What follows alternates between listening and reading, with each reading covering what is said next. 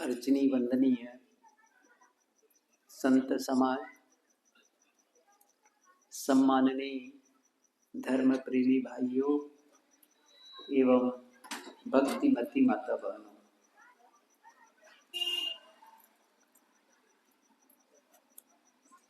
दो शब्द है, दो सबके परिचित है।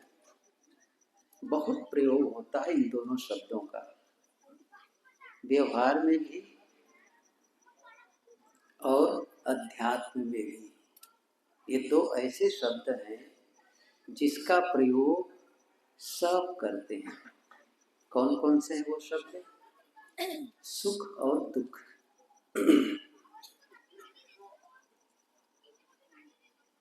हम जो कुछ काम करते हैं क्यों करते हैं? सुख पाने के लिए या फिर दुख छुड़ाने के लिए। दो ही तो है ना।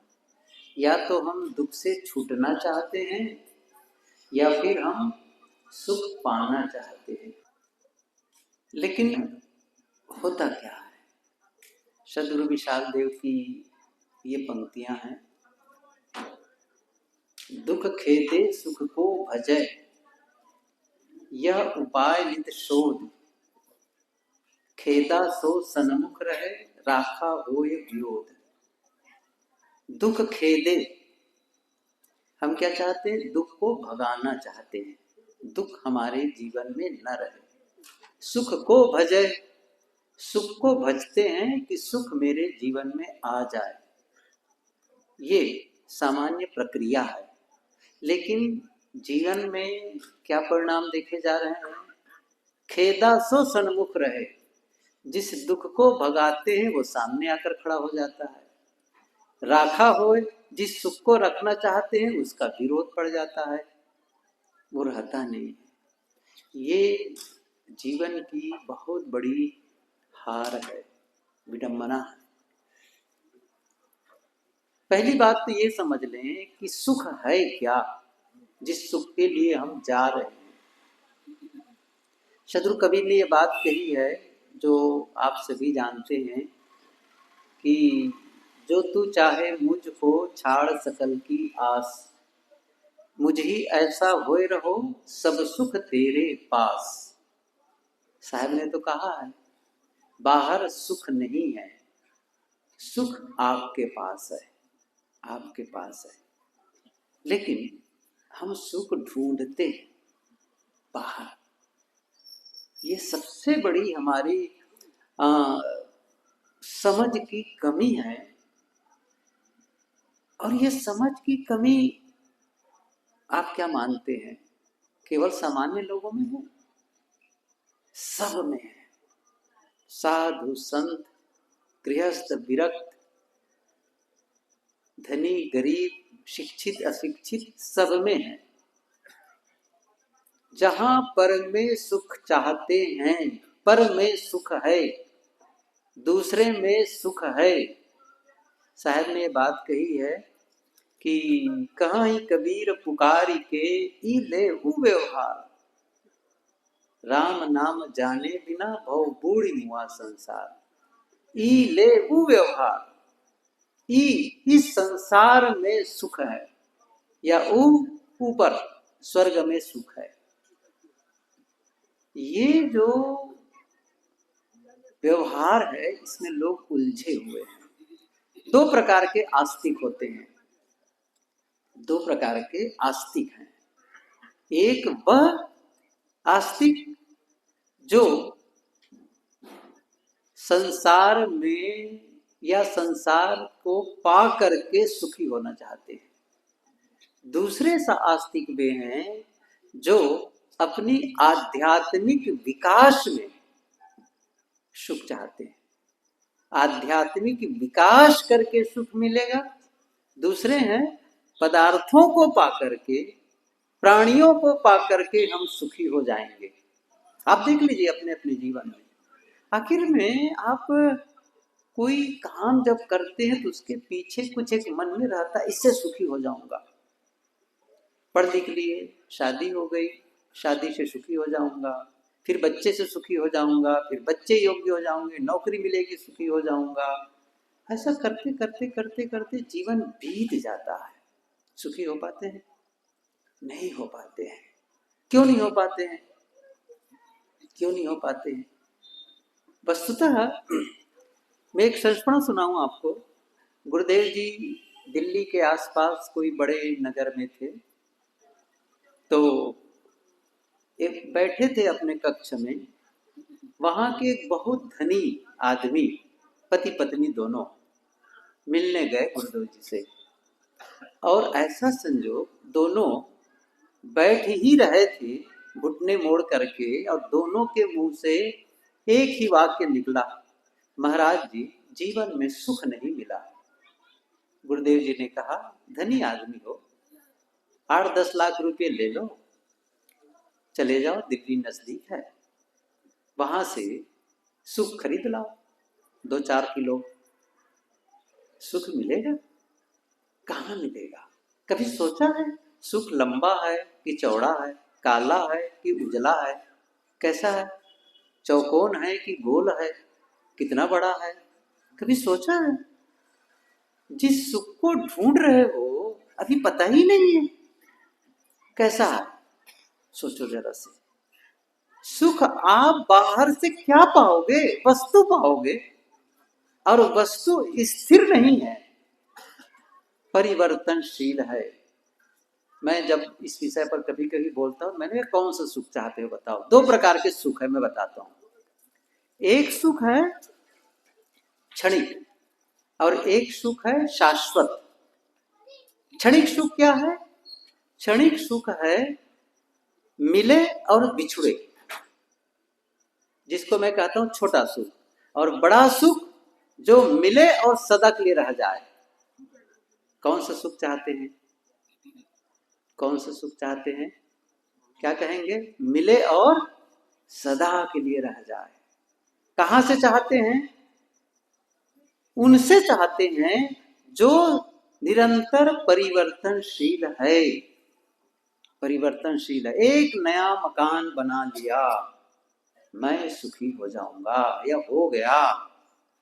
मकान कब तक के सुख देगा आपको? बताओ जरा से। कब तक के सुख देगा वो? नया है ये, सचमुच। देखिए एक बात बताऊं मैं, किसी को मकान ना हो और मकान मिल जाए या बना ले, दुख थोड़ी होगा, सुखी तो होगा। बात तो सही है, गलत नहीं है वो सुखी होना भी गलत नहीं है। लेकिन मैं क्या कह रहा हूं, और मेरा काम पूरा हो गया, अब मैं सुखी हो गया। कब तक होगा? जब तक नया रहेगा। धीरे धीरे धीरे धीरे मकान परिवर्तित होगा। क्या होगा बताऊं? शुरू में जो सुख मिला मकान के मिलने पर, वो क्या होता है? धीरे धीरे धीरे धीरे धीरे उसका सुख कम होता चला जाता है। इस संसार का सुख का नियम क्या है?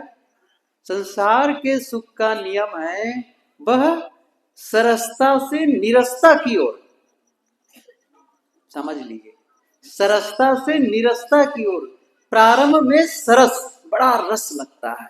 मैंने कहा ना मकान, ये एक संस्मरण भी है कि एक बड़े नगर की बात है। मैं वहां गया हूँ गुरुदेव जी के साथ में। तो नया जब मकान बना था, तो नया एकदम था तब तो नहीं, बाद में गया मैं।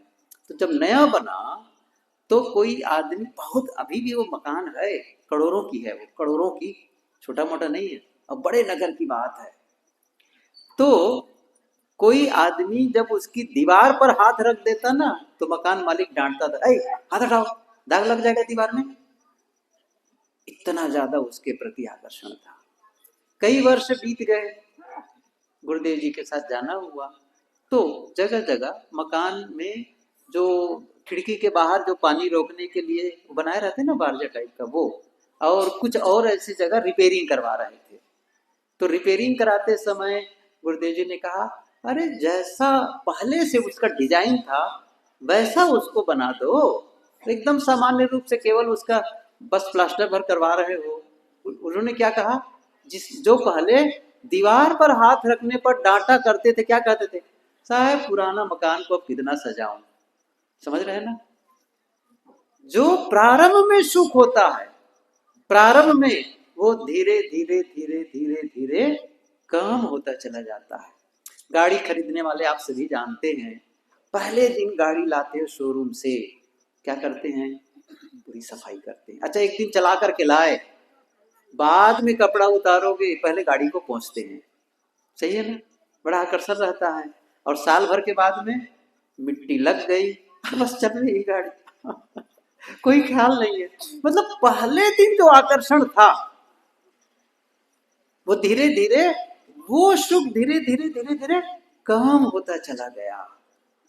और कहूं, शादी के दिन पति और पत्नी, दुल्हन और दुल्हा एक दूसरे के प्रति जो आकर्षित थे, एक दूसरे के लिए स्वर्ग लगते थे, आज पूछो जिनकी उम्र 60-70 की है, पूछो कैसा लग रहा है? वो सुख है, वो आनंद है पहले वाला, पहले मिलन का आनंद है।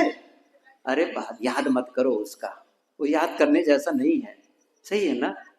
कहाँ उस समय का सुख, और अब देखो धीरे धीरे धीरे धीरे वो सुख चला गया। ऐसे ही जब आप चाहेंगे कि नए भोजन पानी करने में बड़ा आनंद आता है, खाने में बड़ा आनंद आता है, जलेबी खाने में, रसगुल्ला खाने में, सही है ना, एक काम करते हैं, कैसे सुख घटता मैं थोड़ा बताना चाहता हूं कि आपको बहुत पसंद है बंगाली रसगुल्ला, और आप कहते इसको खाने में आनंद आ जाता है। आप क्या करें, आपके सामने हम 5 किलो रसगुल्ले ला के रख देते हैं और कहा गया खाओ। पहली ग्रास में जो सुख मिलेगा, पहली ग्रास में, वो दूसरे ग्रास में उतना ही रहेगा। अर्थशास्त्र का नियम क्या है? पहली ग्रास में जो सुख मिलता है, दूसरी ग्रास में कम, तीसरे में और कम, चौथे में और कम, सही है कि नहीं है? पहली ग्रास में सुख, पहले रसगुल्ला में आनंद आया तो रसगुल्ला की मात्रा बढ़ाते जाओ, आनंद की मात्रा बढ़ती चली जाए। 2 खाओ और आनंद, 3 खाओ और आनंद, 4 खाओ आनंद बढ़े, 5 खाओ, 10 खाओ, 15 खाओ, 20 खाओ, आनंद बढ़ता चला जाएगा। क्या लग रहा है आपको? जैसे ही मात्रा बढ़ाते चले गए सुख की मात्रा, और केवल मात्रा कम नहीं हुई, अंत में क्या कहोगे? यदि इसको खाना नहीं रोकोगे तो मैं दुखी हो जाऊंगा। हो जाओगे कि नहीं हो जाओगे?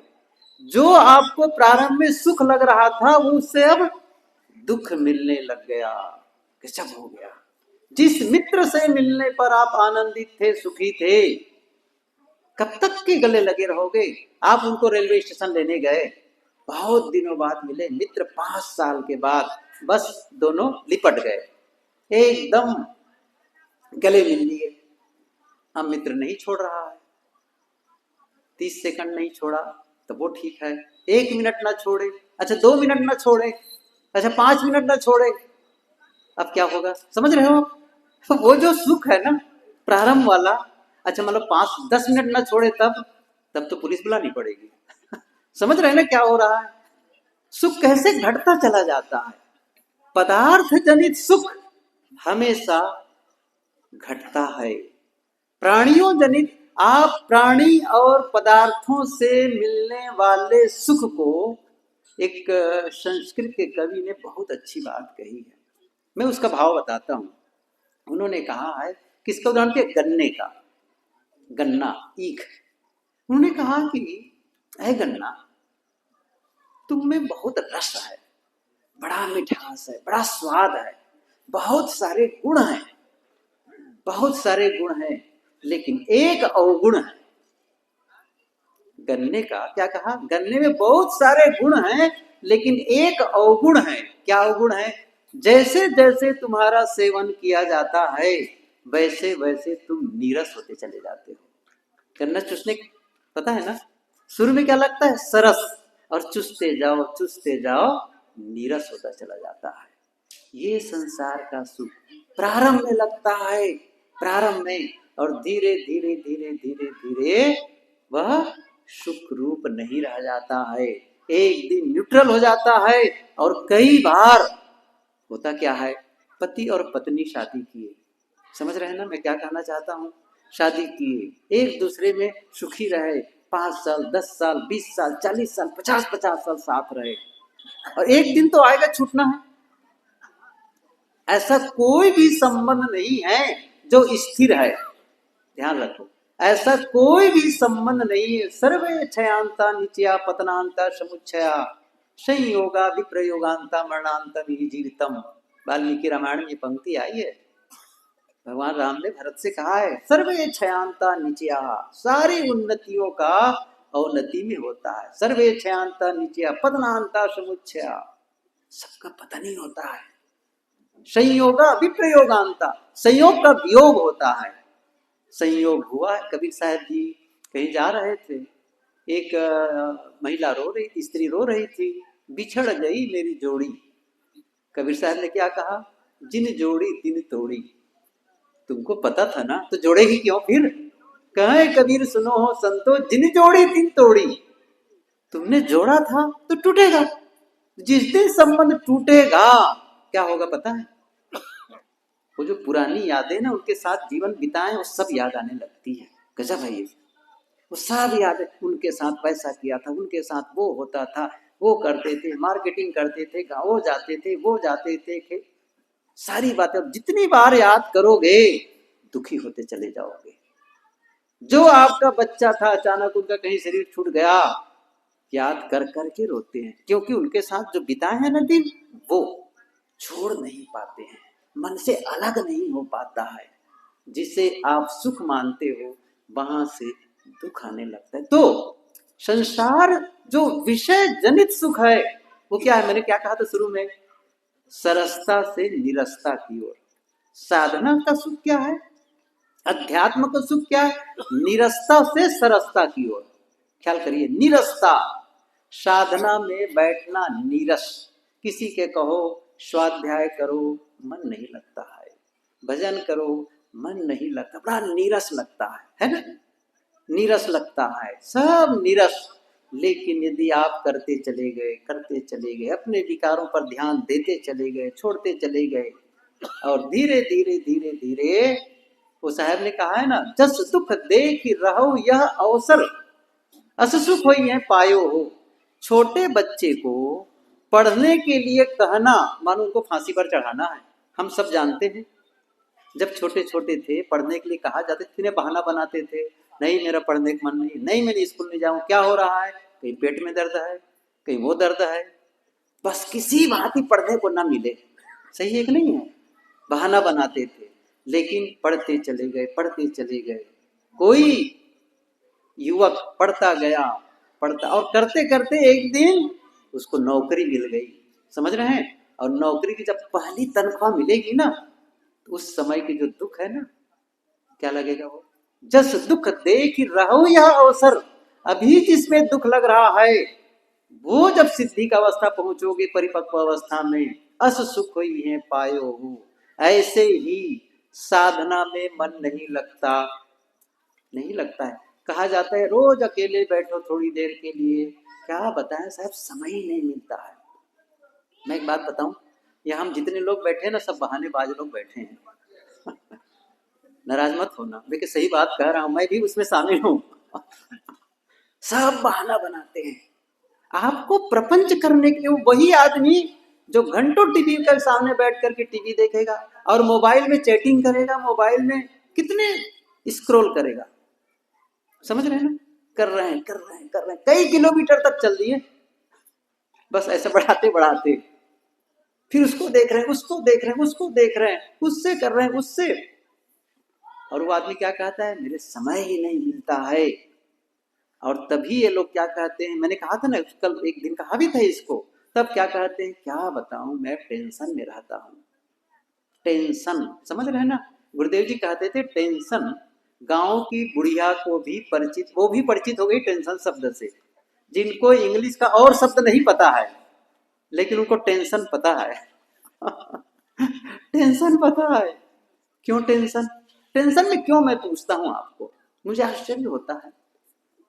आपका मोबाइल गर्म हो गया, आपका लैपटॉप गर्म हो गया, आपकी गाड़ी गर्म हो गई, इसका मतलब क्या हुआ, शॉर्ट सर्किट है, ओवरलोड है, कुछ तो है ना।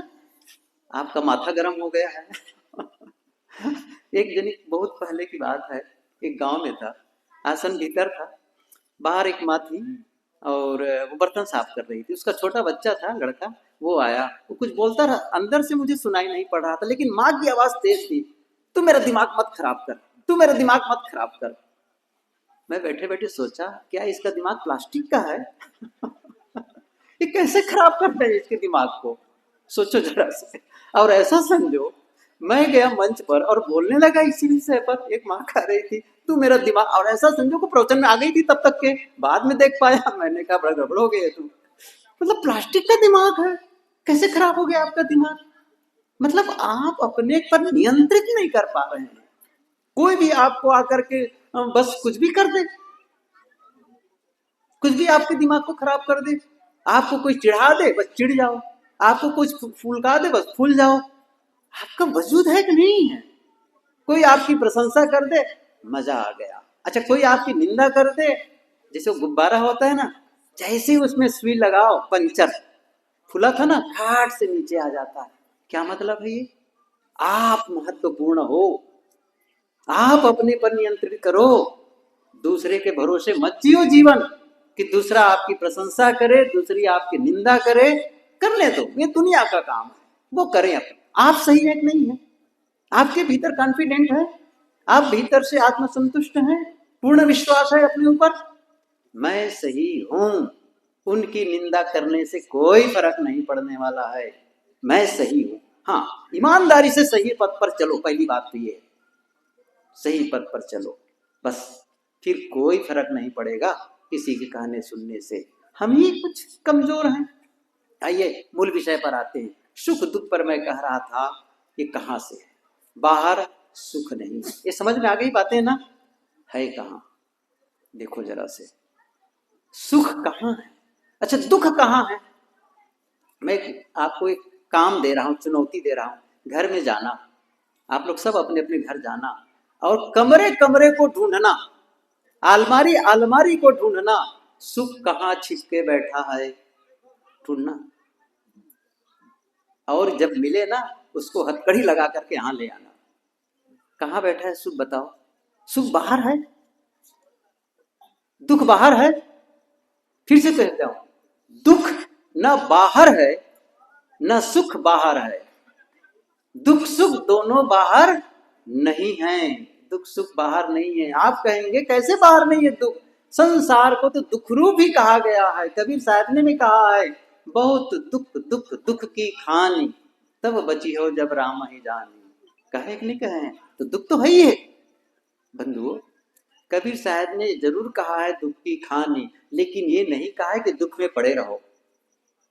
मैं एक चीज बताऊं आपको, दुख है लेकिन दुख से छुड़ाने का रास्ता भी है। जैसे आप देखो, अभी ठंडी का मौसम चल रहा है, सही है ना?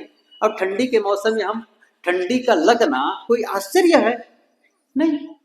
ठंडी के मौसम में ठंडी का लगना कोई आश्चर्य है? नहीं। आश्चर्य कब है बताऊं? क्या कर रहा है? मैं उधर जो बैठे हैं ना सज्जन, वे जो दो जने, आप लोग प्लीज, आप लोगों से निवेदन है शांत रहें। यदि बात ही करनी है तो ऊपर चले जाएं। तो क्या कह रहा था? ठंडी के मौसम में ठंडी का लगना कोई असंभव नहीं है, लेकिन आश्चर्य कब है? कोई कह रहा है मुझे ठंडी बहुत लग रही है, लेकिन बाजू में कंबल है, बाजू में स्वेटर है, रजाई है, सारे गर्म कपड़े रखे और आग भी जल रही है। तब क्या कहा जा, अरे तू गर्म कपड़े क्यों नहीं ओढ़ लेता है? ठंडी का होना आश्चर्य, लेकिन ठंडी निवारण के उपाय भी है आपके पास में। मैं कह रहा हूं, आप दुखी हो सकते हैं, दुख हो सकता है, लेकिन दुख छुड़ाने के उपाय भी आप पे पास है। ये मैं कहना चाहता हूं, आप में दुख छुड़ाने की योग्यता भी है, ये मैं कहना चाहता हूं। आप दुख से छुटकारा पा सकते हैं। आप बीमार पड़ते हैं, अस्वस्थ हो जाते हैं, तो स्वास्थ्य होने के उपाय हैं, उसके लिए औषधि है, उसके लिए इलाज है। ऐसे ही दुख छुड़ाने के उपाय हैं। उपाय क्यों नहीं करते हैं? फिर क्यों पड़े रहते हैं? दुख भोगते मत रहिए, लग जाइए, नहीं मुझे दुख मुक्त जीवन जीना है, मैं दुखी जीवन नहीं जीना चाहता या नहीं जीना चाहती। देखो, जीवन में क्रांति आ जाएगी। लेकिन नहीं, लड़ते झगड़ते उसी में, ओफ क्या दुखी जीवन है। नहीं, आप दुख से मुक्त हो सकते हैं, ये मैं बताना चाहता हूं। कहाँ है दुख सुख, कहाँ है जरा सोचो। दुख सुख आपके शरीर में चिपका नहीं है। आत्मा का जो स्वरूप है ना, जीव का स्वरूप है ना, उसमें दुख सुख नहीं है, ये आप समझ लीजिए। सदरूप काशी साहिब जी ने एक पंक्ति कही है, सुख स्वरूप जीव नहीं जानो, जीवन मुक्ति सुख अनित्य पिछानो, सुख स्वरूप जीव नहीं जानो। जीव सुख स्वरूप नहीं, कबीर साहब तो यहां तक कहते हैं, दुख सुख से एक परे परम पद, दुख सुख से एक परे परम पद। न वहां सुख है, न वहां दुख है, न वहां सुख है, दोनों से अलग उस परम पद में पहुंचने की आवश्यकता है। तो मैं कह रहा था सुख दुख है कहां? सुख दुख आपके विचारों में है। आप ध्यान दीजिए, आपकी सोच में है सुख दुख। आपका सोचने का तरीका आपको सुखी बना देता है, आपका सोचने का तरीका आपको दुखी बना देता है। बस कैसे सोचते हैं। कितनी बार मैं कल से कह रहा हूं इसी चीज को, आप अपने विचारों को बदल कर आप अपनी जिंदगी बदल सकते हैं। Change your thinking, change your life. अपनी सोच बदल दो बस। मैंने कहा ना, आप घर नहीं बदल सकते, आप अपना शरीर नहीं बदल सकते, आप अपना परिवार नहीं बदल सकते, आप अपना देश नहीं बदल सकते, लेकिन आप अपने विचार बदल सकते हैं, आप अपना स्वभाव बदल सकते हैं, आप अपने करने के ढंग को बदल सकते हैं। और कितना सरल है, आप हर चीज को बदल सकते हैं। मैं थोड़ी देर बाद का दूं, थोड़ा सा प्रश्न को बदल करके मैं आपको बताना चाहता हूँ। कैसे बताना चाहता हूँ, कैसे बदल सकते हैं और कैसे उसका परिणाम आ सकता है। जैसे आप विचार बदलते हैं, जैसे आप अपने शब्दों को बदलते हैं, जैसे आप अपने एक्शन को बदलते हैं, जीवन ही बदल जाता है। मेरी ओर देखें आप लोग, मैं थोड़ा सा डेमो सिखाऊं, दिक्कर हूं आपके सामने। ये 2 हाथ मेरे हैं, आप लोगों के पास 2 हाथ है कि नहीं है? जरा हाथ उठाओ, है ना? ठीक है, जिनके पास तो ये मत उठाए। इन 2 हाथ हैं, सही है ना? बस डाउन कर दे। इन दोनों हाथों से 2 तरीके हैं करने के। 2 तरीके क्या है? एक तरीका क्या है, मैं किसी के सामने जाऊं और अभिवादन करूं, नमन करूं, प्रणाम करूं, बंदगी करूं, हाथ जोड़ करके कर सकता हूं, सही है कि नहीं है? किसी को जरूरत हो, किसी की जरूरत हो, इन हाथों से मैं सेवा कर सकता हूं। किसी को जरूरत हो तो मैं कुछ दे सकता हूं इन हाथों से। एक ढंग है, सही है कि नहीं? एक दूसरा तरीका है, इन हाथों से मैं किसी को थप्पड़ भी मार सकता हूं, मार सकता हूं। इन हाथों से किसी के सामान को छीन सकता हूं। ध्यान दीजिए, आप स्वतंत्र हैं कि नहीं? अभिवादन करने में भी और थप्पड़ मारने में स्वतंत्र हैं। आपका चुनाव है, आपका चुनाव है। आप किसी के सामने हाथ जोड़ सकते हैं और किसी को थप्पड़ मार सकते हैं, मार सकते हैं। लेकिन एक बात ध्यान रखना है, क्या? थप्पड़ मारने के परिणाम अलग आएंगे, हाथ जोड़ने के परिणाम अलग आएंगे। कुछ देने का परिणाम, सेवा करने का परिणाम अलग आएगा और छीनने का, चोरी करने का परिणाम अलग आएगा। आप स्वतंत्र हैं, यह करें कि वह करें। कौन चुनाव कर रहा है बताइए इसका? आप ही तो कर रहे हैं, आप ही कर रहे हैं। ये एक्शन की बात हुई। अब मैं बताता हूं शब्दों की बात है। शब्दों को भी आप बदल सकते हैं। कैसे बदल सकते हैं? शब्दों को आप देखिए, जैसे मैं किसी आदमी को देखकर कहता हूं आप बड़े बेवकूफ आदमी हैं, सही है कि नहीं है? आप बड़े मूर्ख हैं, एक ढंग। दूसरा क्या है, मैं किसी को कह सकता हूं आप बड़े सज्जन आदमी हैं, आप भले मानुष हैं, कह सकते हैं, सही है? दोनों के परिणाम अलग होंगे। किसी को कहते हैं आप बड़े बेवकूफ आदमी हैं, उसका रिजल्ट अलग आएगा। और किसी को आप कहते हैं आप भले इंसान हैं, उसका रिजल्ट अलग आएगा। आप ही चुनाव कर रहे हैं, यह बोलूं कि वह बोलूं। एक बात। दूसरी बात जो बेहद महत्वपूर्ण है, मैं बताना चाहता हूं, वो क्या है? जितना समय किसी को बेवकूफ इंसान कहने में लगा और जितनी शक्ति लगी, उतने ही समय और उतनी ही शक्ति में आप क्या कह रहे हैं? आप भले इंसान हैं। आपका समय भी उतना लग रहा है, शक्ति भी उतनी लग रही है, परिणाम अलग अलग आ रहा है। आप ध्यान दीजिए क्या परिणाम आने वाला। एक बात, अब थोड़ा विचार, 3 चीजें बता रहा हूं, कर्म के 3 ही साधन हैं और इससे बदल दी। मैंने कहा था ना, बीज बदल कर आप अपने जीवन बदल सकते हैं, बीज बदल करके। इसलिए अपने विचारों पर ध्यान दो। जो सुबह के सत्र में सूत्र रूप में कहा था, खुद पर ध्यान दो, खुद को जानो। अच्छा, खुद को जानने का मतलब क्या हुआ बताओ? खुद को जानने का मतलब क्या हुआ? केवल इतना ही जानना कि मैं शुद्ध बुद्ध आत्मा हूं। क्या फर्क पड़ गया इससे?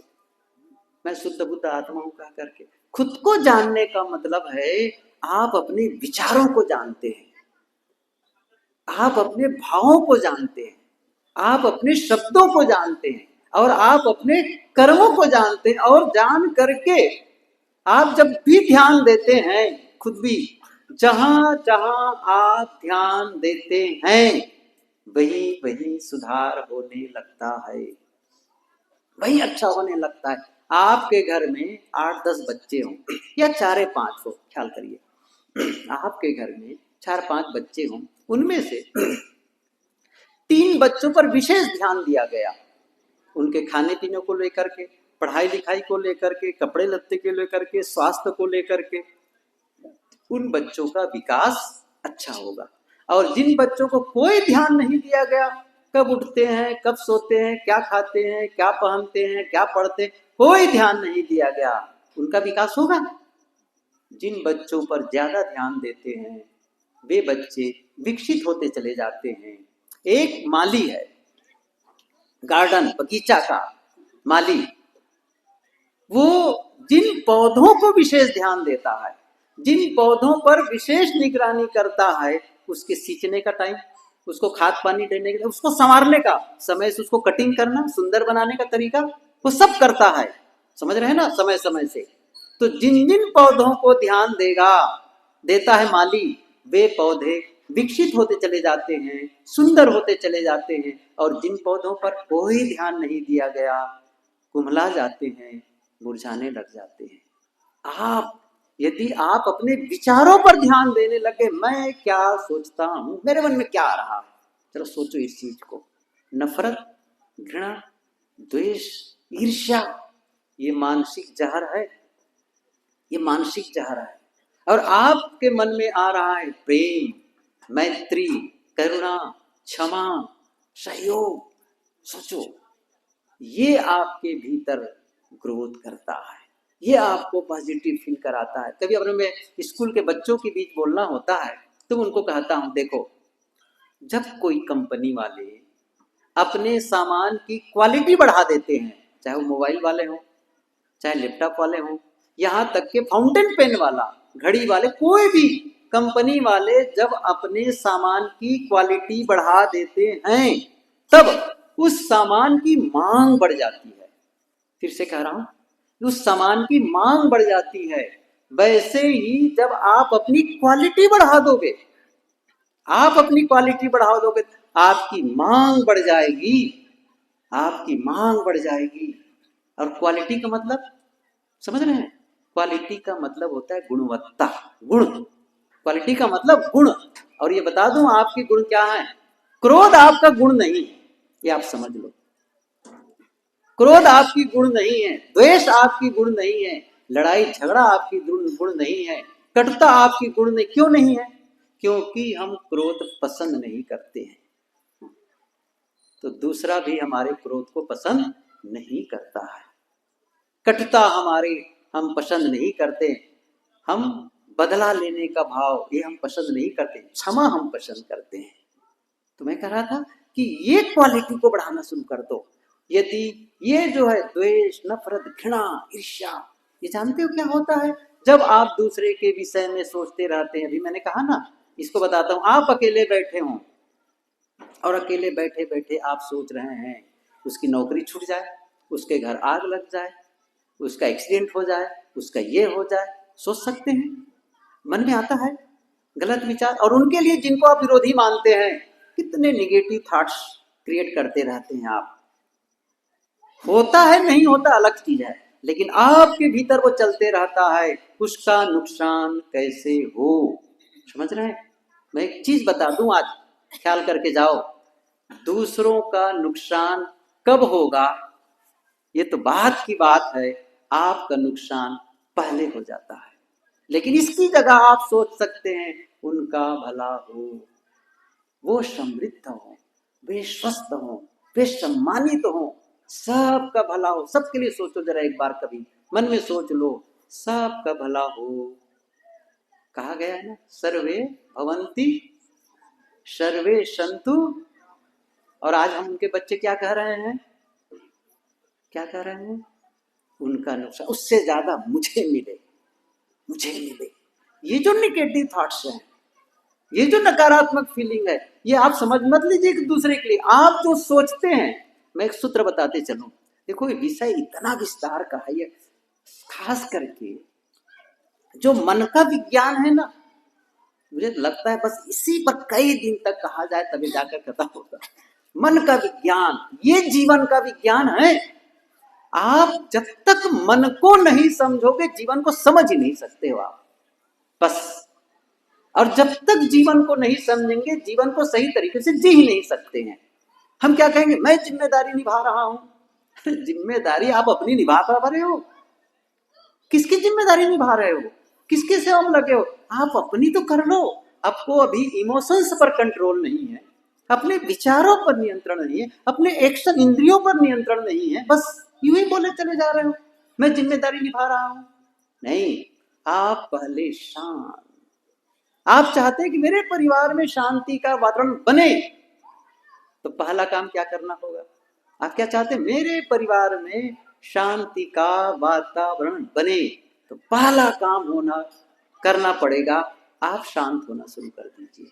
ये ध्यान दीजिए, आप शांत, आप झल्ला रहे हैं, आप चिल्ला रहे हैं, और क्या करें, शांत।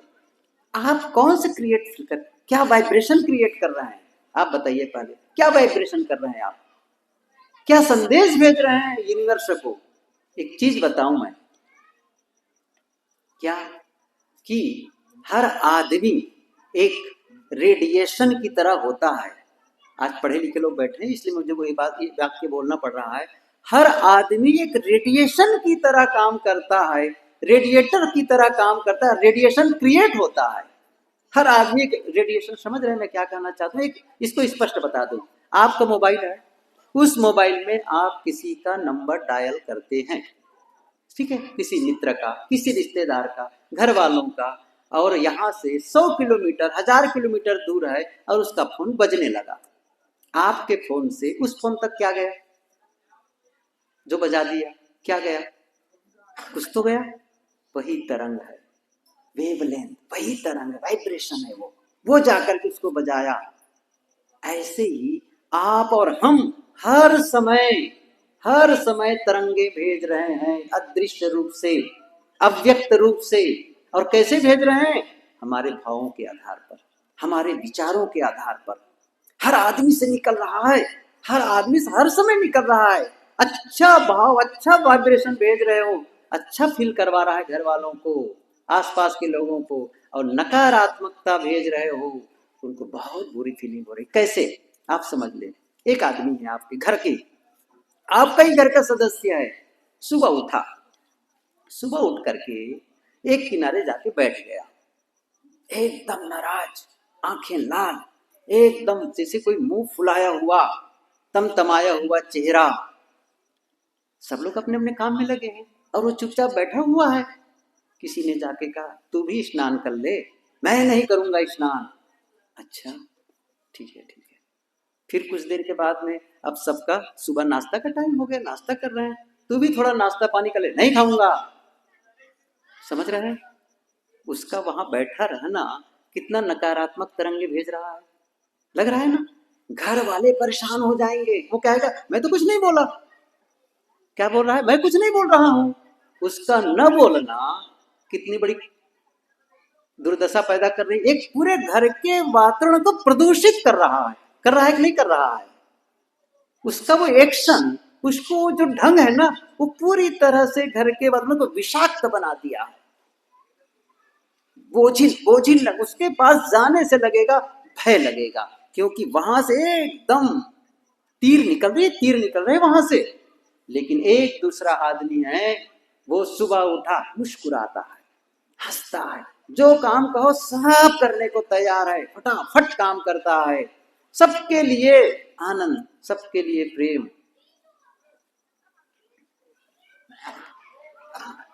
आप कुछ कहना चाहते हैं? अच्छा अच्छा, हाँ ठीक है, प्रिंसिपल साहब इनको समझाइए। जाओ जाओ।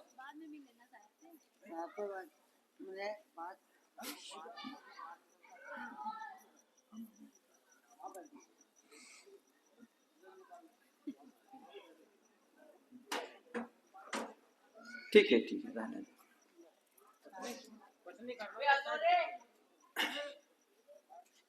प्रेम से ले जाओ उनको।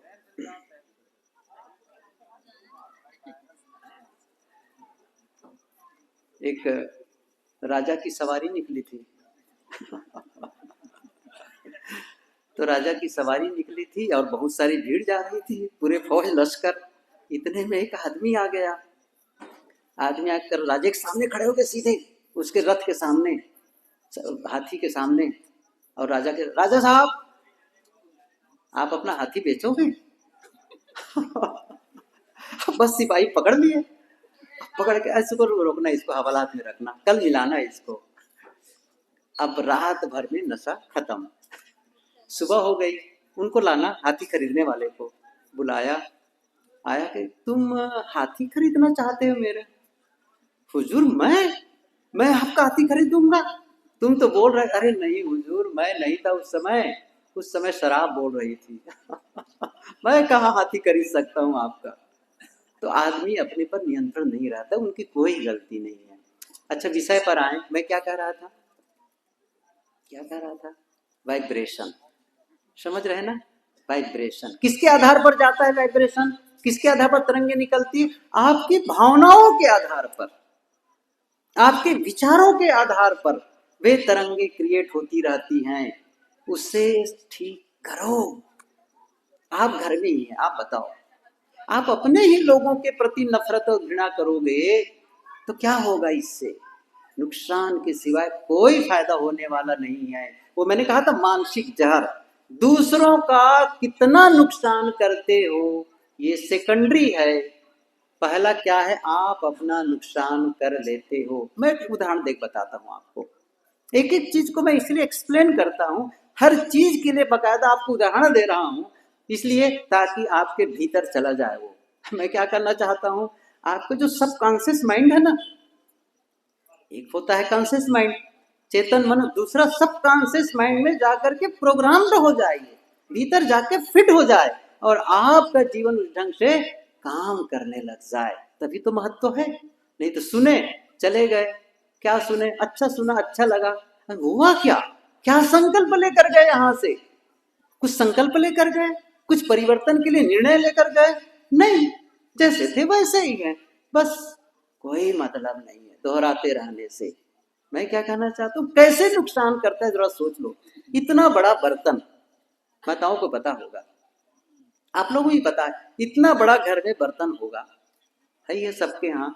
एक काम करना, क्या करना? उसमें कोयले का अंगारा जलता हुआ, जिसमें आग हो, कोयले का अंगारा उस बर्तन में भर दो। अब उसके बाद जब बर्तन में आप भर देंगे तो सबसे पहली आंच किसको लगेगी? ताप किसको लगेगी? उसी बर्तन को। नुकसान पहले किसको होगा? उसी बर्तन को, फिर बाजू वाले को, है ना? अब दूसरा काम करिए, क्या करिए? आग को फेंक दीजिए और फेंकने के बाद में फ्रिज से बर्फ के टुकड़े निकाल लीजिए और बर्फ के टुकड़ों से उस बर्तन को भर दीजिए। पहली शीतलता किसको मिलेगी? पहली शीतलता किसको मिलेगी? उसी बर्तन को। फिर दूसरे को। आपके भीतर में कोयले का अंगारा है या फिर बर्फ की शीतलता है? ख्याल करो। आपके मन में नफरत और घृणा है, द्वेष है, ईर्ष्या है, ये सब मानसिक जहर है। इसे जब तक आप नहीं दूर करेंगे, और दूर करने का तरीका वही है, आपको मैं फिर से बता दूं, दूर करने का कोई दूसरा तरीका नहीं है, आप स्थापित कर दो। ये कमी है। क्रोध को दूर करने का मतलब क्रोध से लड़ाई नहीं करनी है। घृणा को दूर करने का मतलब घृणा को से लड़ाई नहीं करनी है कि वो हट जाए नहीं, ऐसे नहीं होता है। वो होता क्या है जनरली, क्रोध है क्यों? अभाव है। वो किसका अभाव है? प्रेम का अभाव, क्षमा का अभाव। क्षमा नहीं होने के नाते क्रोध है, प्रेम नहीं होने के नाते घृणा है, नफरत है। जिस दिन आपके दिल में प्रेम आ जाएगा, जिस दिन आपके भीतर में क्षमा की शक्ति विकसित हो जाएगी, उस दिन न क्रोध रहेगा, न घृणा रहेगी, न नफरत। जैसे अंधेरे को भगाना हो तो क्या करना होगा? प्रकाश ही तो जलाना है। जैसे प्रकाश जलाएंगे तो अंधकार को भगाने के लिए अलग से मेहनत करने की जरूरत नहीं है। इसी प्रकार से इन सद्गुणों को स्थापित कर देने की जरूरत है। दुर्गुण अपने आप बोरिया बिस्तर लेकर के भाग जाएंगे, क्योंकि प्रकाश में अंधकार ठहरता ही नहीं है, ठहरता ही नहीं है। हमारी सबसे बड़ी कमी क्या हो गई है? हम उस चीज को बढ़ाए चले जा रहे हैं जीवन में जो हमारे लिए नुकसानदेह है, उस चीज को। और जितनी बार उसको दोहराते हैं उसकी शक्ति बढ़ती चली जाती है, और जिस शक्ति का उपयोग नहीं करते हैं वो शक्ति कमजोर होती चली जाती है। एक उदाहरण दूं, आपको समझ में आ जाएगा। क्रोध कब आता है? किसको किसको क्रोध नहीं आता? कोई है भले मानुस? मुझे तो आता है मुझे तो आता है। समझ रहे हैं ना मैं क्या कहना चाहता हूँ? क्रोध अच्छा कब आता है? कई बार लोग कहते हैं मुझे बहुत क्रोध आता है। मैं क्या कहता हूँ, अच्छा दिखाओ क्रोध कहाँ है। कहते हैं ऐसे थोड़ी दिखाया जाता है। क्रोध कब आता है? क्रोध आता है हमारे मन के अनुकूल नहीं होने पर। जब हमारे मन के प्रतिकूल कोई घटना घटती है, मन के प्रतिकूल कोई व्यवहार करता है, अर्थात हम जैसा चाहते हैं वैसा जब नहीं होता है, तो क्या होता है? क्रोध होता है। सही है ना? क्रोध होता है। और कई बार हो चुका है ऐसा। एक दूसरा प्रश्न, क्षमा आप कब करेंगे? क्षमा आप कब करेंगे? ख्याल है? आप रास्ते रास्ते जा रहे हो, आपका मित्र मिला, नमस्ते जी नमस्ते, साहेब बंदगी राम राम कुछ भी किए, फिर आप क्या कहते? मैं आपको क्षमा करता हूं। वो क्या कहेगा? अरे काहे का क्षमा कर दे भाई, बिना कारण के क्षमा नहीं ना। इसका मतलब है जो कोई गलत करे, जब किसी से कोई गलती हो तभी तो क्षमा की जरूरत है। फिर सेम सिचुएशन, मैं क्या कहना चाह रहा हूं, जिस परिस्थिति में क्रोध होता है उसी परिस्थिति में क्षमा अब आप पर निर्भर करता है। उस परिस्थिति में आप क्रोध को बाहर निकालें या क्षमा को बाहर निकालें। आप ध्यान दीजिए, जहां क्रोध है वहीं बाजू में क्षमा बैठी है, बस बैठी है। और बार बार आप क्रोध को निकालते हैं, बार बार क्रोध करते हैं। जिसको आप बार बार करते हैं, बार बार करते हैं, वो मजबूत होता चला जाता है, और जिसे आप नहीं करते हैं वो कमजोर होता चला जाता है, और कमजोर होता चला जाता है, होता चला जाता है। ये मेरे हाथ है, यदि मैं इसको ऐसे पीछे बांध दूं और 10 साल 20 साल तक बांधा रखूं, उसके बाद उठाऊंगा तब काम नहीं करेगा, क्योंकि इसका उपयोग मैंने बंद कर दिया है। ऐसे ही है, न क्षमा का उपयोग कर रहे हैं, न प्रेम का उपयोग कर रहे हैं, न मैत्री का उपयोग कर रहे हैं, न करुणा का उपयोग कर रहे हैं। किसका उपयोग कर रहे हैं? क्रोध का, नफरत का, घृणा का, द्वेष का। ये सब बढ़ते और हमारा जीवन दुखी दुखी दुखी होता चला जा रहा है। हम सब में ये योग्यता है, हम अपने विचारों को बदल सकते हैं, हम अपने शब्दों को बदल सकते हैं। मैंने क्या कहा था? जब आप अपने विचारों को ध्यान दें, अकेले बैठो और ध्यान दो, मेरे मन में कैसे विचार आ रहे हैं, बस यदि लगे कि गलत विचार हैं उसको हटा करके सही विचार स्थापित कर दो। कर सकते हो, कर सकते हो। शब्द बोलते समय हमेशा ध्यान रखो, मुंह से कोई शब्द निकल रहा है कटु तो नहीं है, तकलीफ देने वाला तो नहीं है।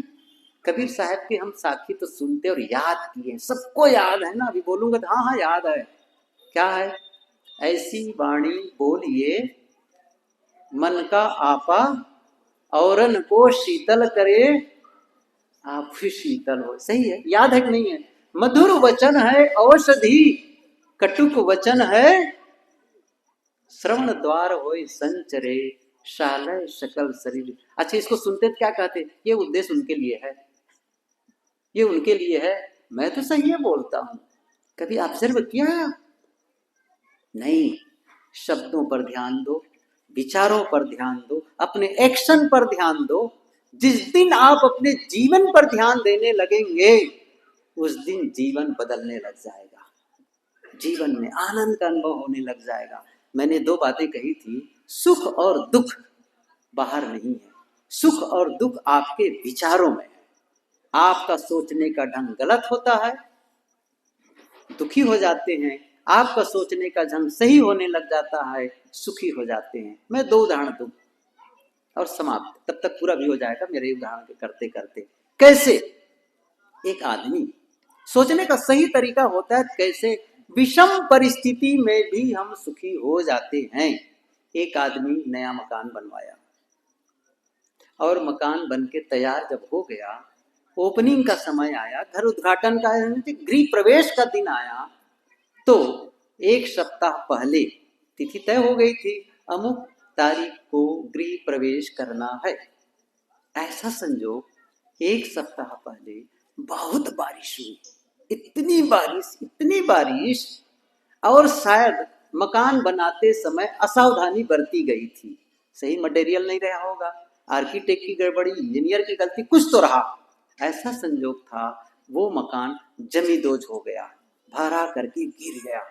बड़ी मेहनत करता है आदमी, बहुत धन खर्च करता है, तब जाके मकान बनता है। आसपास उस मकान के लोग थे, वे लोग उसके घर गए जहां रहते थे। सुबह सुबह आकर कहते, भैया आपका मकान गिर गया, कितनी मेहनत किए थे आप। दूसरा आया, तीसरा आया, पूरे मोहल्ले के लोग इकट्ठे हो गए सहानुभूति प्रकट करने के लिए, भैया आपका मकान गिर गया। वो आदमी ऐसे सुना, चुप, स्तब्ध, काटो तो खून नहीं। और पूरे मोहल्ले के लोग इकट्ठे हो गए सहानुभूति प्रकट करने, भैया आपका मकान गिर गया, भैया आपका मकान गिर गया। वो आदमी उठा और गया सीधा दुकान, 5 किलो मिठाई खरीद के लाया और क्या क्या सबको बांटने लगा। लोगों ने क्या कहा, इसका दिमाग घूम गया है, मकान के गिरने से इतना बड़ा नुकसान हुआ, इसका दिमाग खराब हो गया। एक ने चिल्लाकर कहा, दिमाग खराब हो गया है, क्या कर रहे हो? उसने कहा, दिमाग खराब नहीं हुआ है, मैं सही कर रहा हूँ। क्या सही कर रहे हो? मिठाई बांट रहे हो। मैं मिठाई इसलिए बांट रहा हूँ, भगवान का शुक्रिया अदा कर रहा हूँ। हे भगवान, यही मकान कहीं एक सप्ताह के बाद कहीं गिरा होता, हम पूरे परिवार के लोग वहीं दब के मर जाते। एक सप्ताह पहले गिर गया, हमारे परिवार के सभी लोग बचे हुए हैं। क्या बदला बताओ? उसमें दुखी होना चाहिए ना, मकान के गिरने से होना चाहिए नहीं होना चाहिए? अच्छा, हम होते कि ना होते दुखी, होते ना। उसने क्या सोचा, हम बचे तो हैं। क्या बदला? सोचने का सही तरीका। उस विषम परिस्थिति में भी, उस दुख के परिवेश में भी वो सुख का रास्ता ढूंढ लिया। यदि वो दुखी होता, अपने को कहता मैं दुर्भाग्यशाली हूं, क्या बताऊं, हे भगवान मेरे साथ ही क्यों, तो क्या मकान ठीक हो जाता? नहीं होता। लेकिन सोचने का सही तरीका उस आदमी को स्टेबल करके रखा। इसका उल्टा उदाहरण बताऊं आपको, ठीक उल्टा। क्या है उसका? अकबर और बीरबल की कहानी आप लोग सुने होंगे।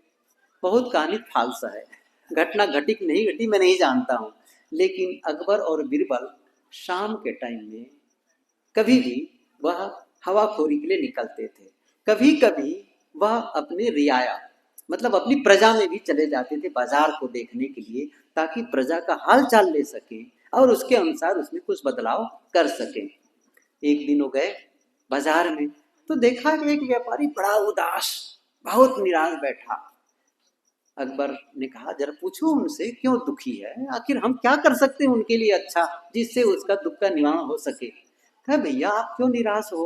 उन्होंने कहा, हुजूर मैं एक व्यापारी हूँ, कंबल लाया हूँ, और कंबल ऐसा ठंडी पड़ नहीं रही, कंबल बिक नहीं रहे हैं, तो आमदनी नहीं हो रही। जब आमदनी नहीं हो रही है तो मैं परिवार का भरण पोषण कैसे करूं, दुख का कारण मेरा यह है। ये बात अकबर ने सुन ली और कहा ठीक है कुछ करते हैं। अगले दिन जब सभा लगी दरबार में, तो सभा में क्या उन्होंने अनाउंस किया अपने पूरे दरबारियों को, कल जब आओगे, कल जब आप सभा में आओगे, दरबार में आओगे, एक एक नया कंबल साथ लेकर आओगे, और जो नया कंबल लेकर नहीं आएगा उसको 500 रुपये का जुर्माना।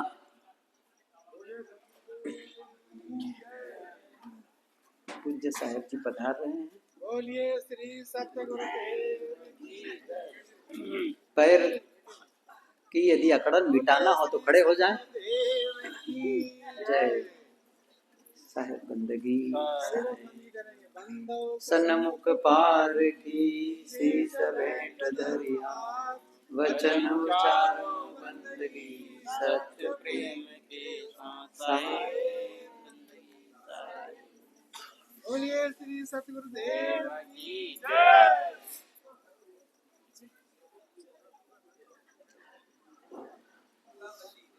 कहानी पूरी कर दूं कि छोड़ दूं?